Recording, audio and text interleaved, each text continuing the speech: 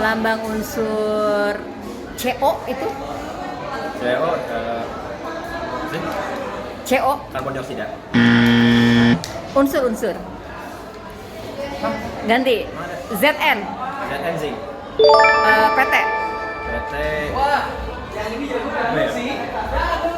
Plutonium. BR, BR bromin. I.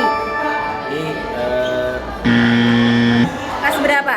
11. Lambang unsur AS itu apa? Oke, lambang unsur SN itu untuk unsur apa?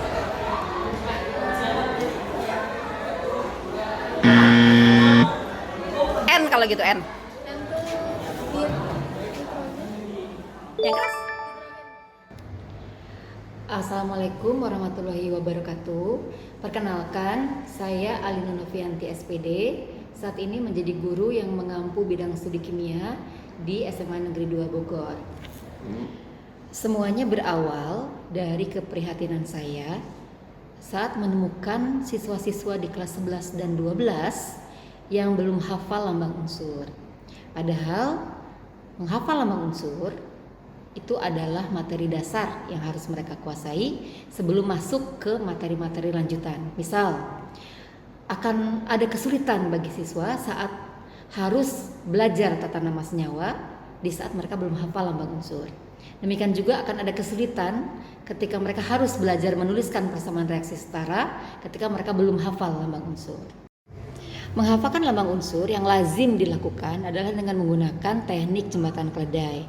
Misal, ketika kita akan menghafalkan lambang unsur golongan 1A atau golongan alkali, kita menggunakan kalimat Lina kawin rubi CS frustrasi untuk menghafalkan lambang litium, natrium, kalium, rubidium, cesium, dan fransium. Tetapi saya menemukan bahwa kadangkala ada anak atau siswa yang lupa lambang manakah yang dimaksud oleh kalimat tadi. Misal, pada kata kawin di jembatan keledai yang tadi saya sebutkan, anak sering tertukar atau sering merasa bingung apakah kawin itu untuk K atau untuk Ka. Sementara kita tahu tidak ada lambang Ka melainkan K saja untuk kalium.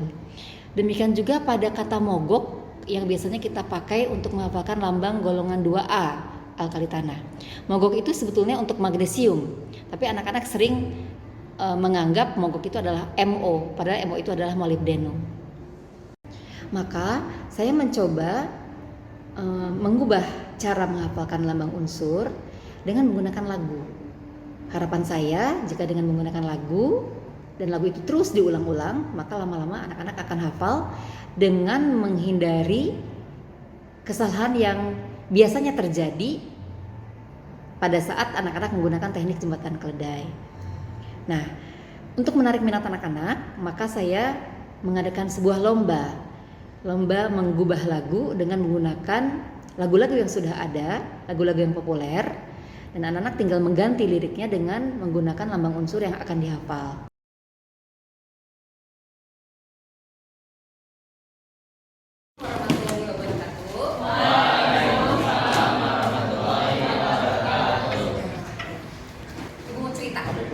Cerita sedikit. Ada seorang profesor dari University of Queensland, Australia. Si profesor ini namanya adalah Profesor Ang Ai Kwa. Dia menulis sebuah buku tahun 2001 dan buku itu menjadi bestseller meskipun kontroversial. Judul bukunya adalah Why Asians Are Less Creative Than Westerners. Kenapa orang Asia kurang kreatif dibandingkan orang Barat. Nah, jadi menurut penelitiannya profesor ini, karena orang Asia itu terlalu banyak dijajali hafalan. Menurut Profesor Ang Ai Kwa ini, orang-orang Asia itu menjadi istilahnya pakai bahasa Inggris nih, Jack of trades but master of none. Banyak murid-murid Asia yang menjadi juara Olimpiade kimia, Olimpiade matematika, Olimpiade fisika, misalnya. Banyak yang menjadi juara, tapi yang mendapatkan hadiah Nobel. Maka menurut Profesor Ang Ai Kwang ini harusnya sekolah-sekolah itu tidak banyak menjejali murid-muridnya dengan hafalan. Nah itu kata Ang Ai Kwang. Kemudian ada seorang pakar pendidikan lagi namanya Samuel Bloom. Dia mengeluarkan sebuah taksonomi. Taksonomi itu kayak peringkat gitu ya, yang namanya taksonomi Bloom sesuai dengan namanya. Itu tahun 1956. Beliau mengatakan bahwa hafalan itu berada di hierarki paling rendah. Jadi yang proses berpikir yang paling rendah adalah menghafal, ya, menghafal, baru nanti memahami, menganalisis dan seterusnya. Itu kata Bloom. Jadi udah 2 orang nih yang menganggap hafalan itu kurang tepat gitu ya sebagai metode pembelajaran. Nah, tapi terus ada seorang imam besar namanya Imam Al-Ghazali. Oh ya.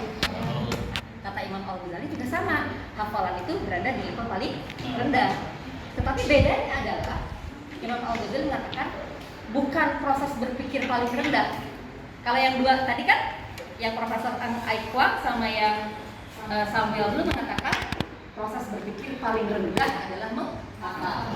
Kalau kata Imam Al-Ghazali memang di posisinya paling rendah, tapi bukan berpikir paling rendah, tetapi berpikir paling dasar. Jadi ada bedanya, paling rendah dengan paling dasar. Tapi kalau paling dasar berarti yang namanya dasar itu dia harus ada dulu, ya kan? Baru dia bisa lanjut ke proses berpikir berikutnya. Nah, berkaitan dengan pendapat orang-orang besar ini, Ibu sebetulnya mau masuk ke materi berikutnya, yang mana tujuan pembelajarannya adalah mendeskripsikan rumus kimia, rumus molekul, dan menulis persamaan reaksi dengan benar. Tetapi sebelum masuk ke situ, ada materi prasyaratnya. Anak-anak harus hafal dulu lambang unsur. Nah itu yang Ibu maksud, Ibu lebih setuju sama pendapat Imam Al-Ghazali. Bukan berarti menghafal itu tidak perlu.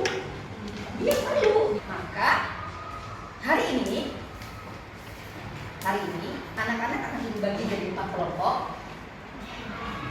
Dan masing-masing kelompok akan mulai menghafalkan lambang unsur. Ya, nanti caranya akan Ibu ajarkan. Nah, setiap kelompok memilih sebuah lagu. Lagunya boleh lagu yang boleh genre lagu, ada yang dangdut, ada yang anime, boleh terserah. Anak pilih sebuah lagu, tapi liriknya anak-anak ganti dengan hafalan lambang unsur. Silahkan dimulai berkelompok, pilih lagunya apa, nanti unsur apa yang harus ada di dalam lagu ini tulis di depan ini. Pada awalnya, siswa tampak agak kesulitan memilih lagu mana yang akan mereka pakai untuk hafalan lambang unsur mereka. Tetapi dalam waktu yang tidak terlalu lama, akhirnya mereka menemukan lagu yang cocok dan mulai memasukkan lambang unsur sebagai lirik pengganti dari lagu tersebut. Saya senang ketika melihat mereka tampak enjoy, gembira, dan menikmati proses tersebut.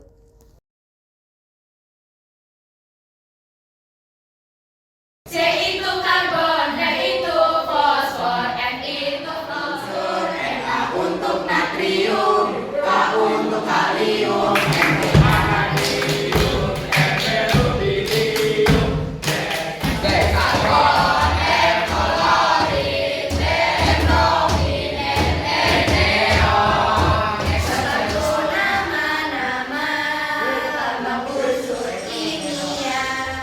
Refleksi dari kegiatan ini adalah bahwa tidak indah jadinya ketika 40-50 lambang unsur dipaksa dimasukkan dalam sebuah lagu. Paling tidak diperlukan 3-4 lagu berbeda untuk bisa menghafal jumlah unsur yang dimaksud.